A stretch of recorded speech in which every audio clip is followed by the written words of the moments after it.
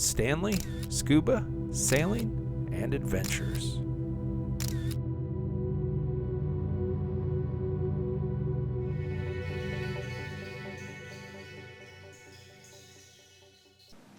It's time to get out the adventure journal and log another entry.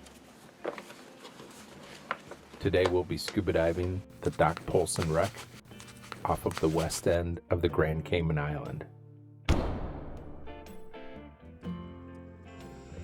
The Poulson wreck is located off the west end of Grand Cayman, approximately a half mile directly offshore of Cemetery Beach and adjacent to the reef known as Marty's Wall. We'll take a look at a little bit of Marty's Wall toward the end of the dive. This dive site is suitable for divers of all experience levels. There's a permanent mooring buoy located on the wreck. It provides easy access to the site and the surrounding reef. There are two additional mooring buoys on the adjacent drop-off known as Marty's Wall. Those are located to the west and to the south of the wreck. This dive site is pretty well protected, except for weather directly from the west. As I mentioned this week, we'd had some pretty strong winds from the northeast, so this is a great dive site for us. The Poulson, spelled P-O-U-L-S-O-N, is also spelled P-O-L-S-O-N in some references. That's how I was shown it was spelled, so that's how I've referenced it. The boat was a Japanese-made cable-laying tug, sunk as an artificial reef in 1981. You can see the giant spool here in front. I'm assuming that was used for laying cable. She was the first artificial reef sunk in Grand Cayman and was named after Dr. James Jimmy Poulson, the island's first diving doctor. He was also responsible for setting up the island's first hyperbaric chamber for the treatment of decompression sickness. The wreck is still largely intact and sits upright on a sandy seabed at a depth of about 55 feet, with the deck level reaching about 48 feet. The wreck is heavily encrusted with hard and soft corals, including sea fans, as well as sponges, particularly yellow tube sponges. You might have noticed as I was swimming over to the wreck, the sand around it is peppered with garden eels. This is the second day of diving on this trip, and the third dive of the day for me. Dive number 7 overall for the trip. The dive started at approximately 2:35 in the afternoon and lasted just about 55 minutes. I logged a maximum depth of 53 feet and an average depth of 40 feet. My dive computer reported an average water temperature of 86 degrees Fahrenheit.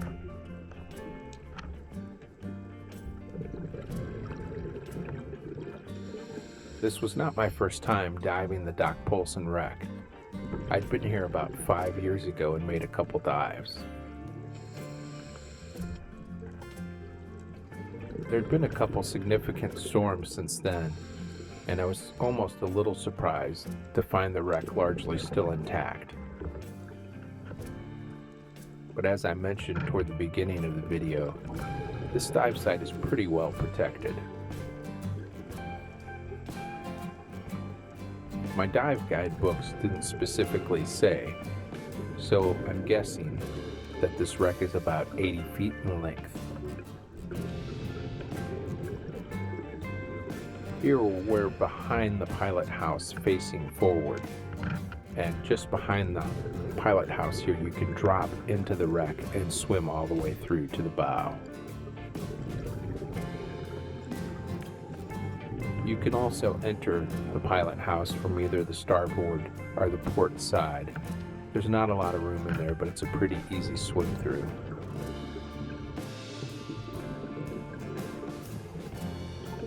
It doesn't look like there's a lot left holding the top of the pilot house in place.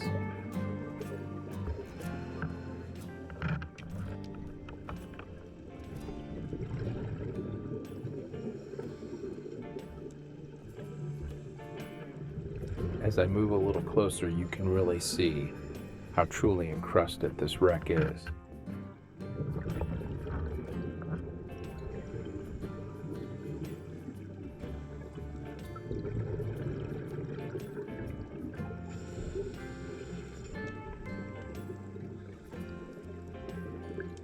It's incredible how the sea has reclaimed this wreck.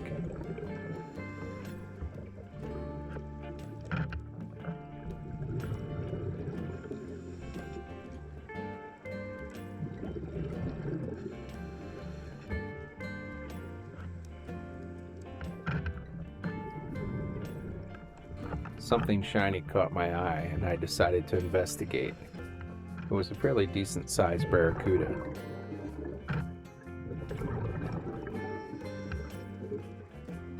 I decided to try to get a little closer and get a couple pictures.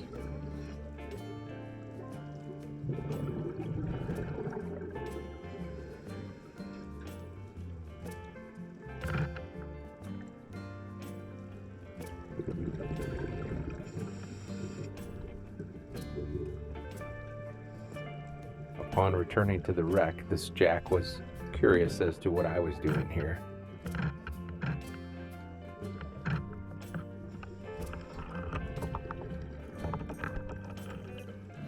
Here we are all the way aft at the very stern of the Poulson wreck, facing forward. Moving over to the port side.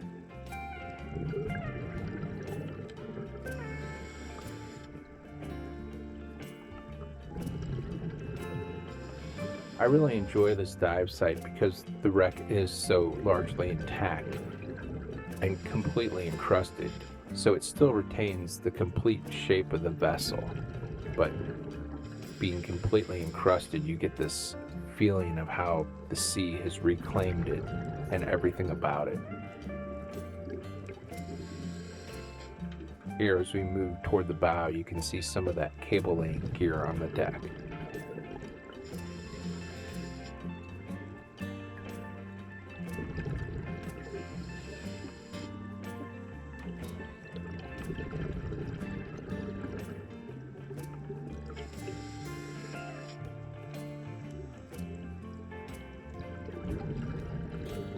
Now we've moved completely up the port side to the bow.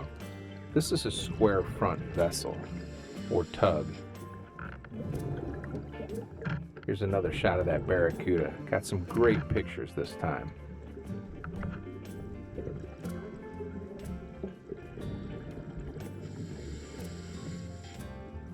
I'm not sure what this snapper was doing, if it was digging this hole or just checking things out in the hole, but I did get a couple really good pictures because it wasn't very interested in leaving.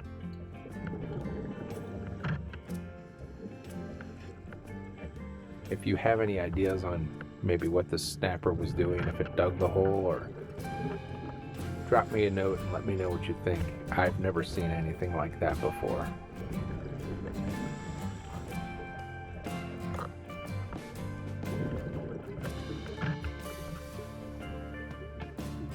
This was pretty cool. We had a pretty good sized school of jacks come swimming by the wreck. Here you can see one of the other divers from our group moving alongside. That gives you an idea of the scale of the wreck. Again, not extremely large. I'm guessing about 80 feet in length. As I was moving over the deck on the bow of the boat, I noticed this fish inside. Is this a spot fin burrfish or a porcupine fish? Both the spot fin burrfish and the porcupine fish have the distinctive characteristic of black spots on the body and all fins. So sometimes I do have a little trouble telling them apart. I'm maneuvering around here to try to find a hole to drop in so I can get a better view of the fish. Anyway, the spot-fin burrfish and the porcupine fish are very similar in my opinion, and even the description in the reef fish identification book describes them, like I said, as the defining characteristic, these spots over the entire body and the fins. However, one notable difference is the size. The spot-fin burrfish is listed as having a range of 8 to 12 inches in size, while the porcupine fish is listed as ranging in size from 1 to 2 feet. I'm guessing, based mostly on the size, that this is a porcupine fish. Also, the shape of the mouth is a little different. The mouth appears a little smaller on the porcupine fish, so I'm pretty certain this is a porcupine fish. They're also sometimes called spotted spiny puffer. They are the largest members of the puffer or porcupine fish family. I'm working to get a better position here to try and get some pictures of the fish. It had moved to the front. I wasn't sure where it went, so then I came back over the top, and sure enough, there it was back inside in the space I had just been in.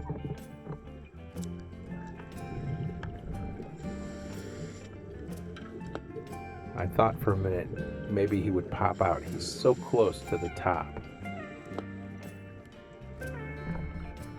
I waited a few minutes, but no luck.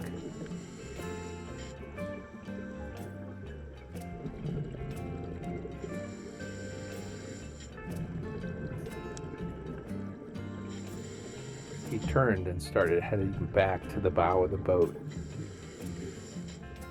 I knew there was the opening that I'd been in before, so thought that might be a good opportunity if the fish goes all the way to the bow. This one really is quite large.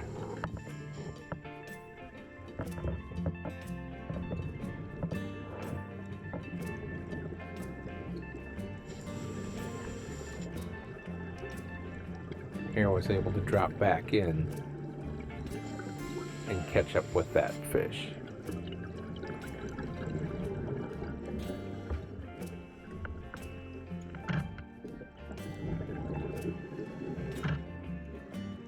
There's quite a bit of particulate in the water, but there's also an abundance of these little tiny fish, so that made photography a little bit challenging. I did get a couple what I felt were really good shots here.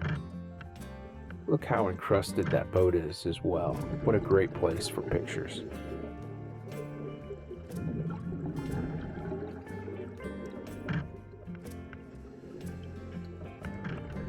You see here in the video there are a couple quick transitions. I cropped out the part of the video where I would turn the camera down to check the pictures I was taking. That's the best way for me to look at the photo I just took, is to turn the camera down and look at the screen. I'm actually running the GoPro in the shoe on top of the dive housing. The GoPro in its own little dive housing.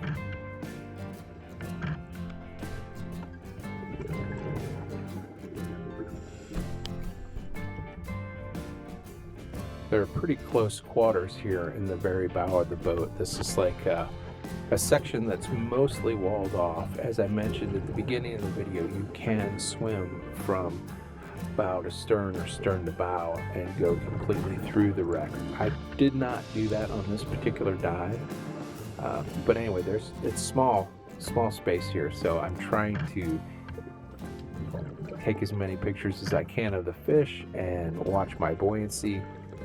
And he did pop out eventually, so I came back out over the top. Got a couple more great pictures here. I love the background of the wreck, but I think the fish had just about enough of me, and I decided to leave him alone and head over to the wall and check out the reef a little bit.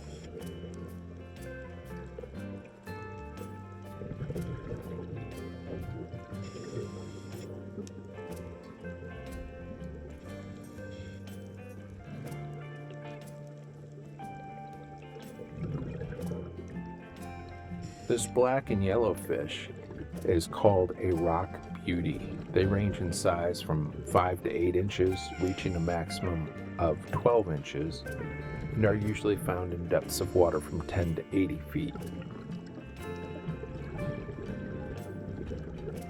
They're on my list of fish to get a photograph of.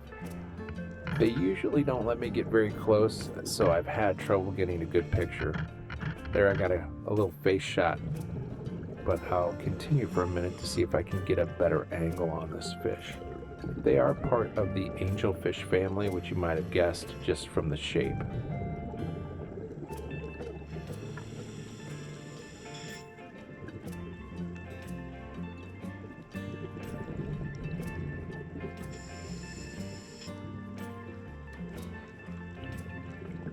I love taking pictures of the fish. They have such great colors.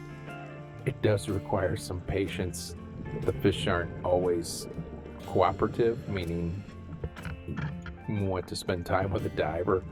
So I try not to chase them, but give them a little space, let them swim around.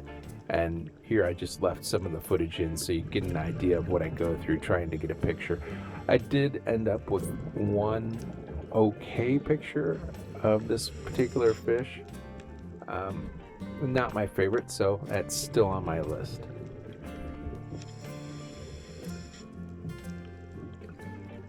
On my way back to the wreck, I encountered that barracuda again. This time I got even closer, and I got what I think are some of the best barracuda photographs I've ever taken. So I may put a couple of those out for print. What a great encounter.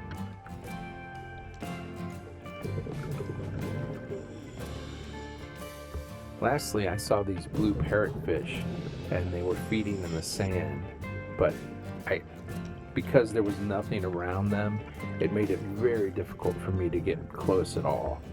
At this point, the visibility was degrading a little as well, so I didn't spend a lot of time trying to get closer.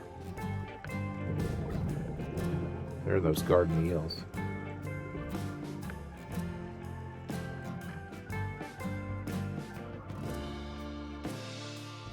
Thanks for watching. Please don't forget to subscribe, like, and comment.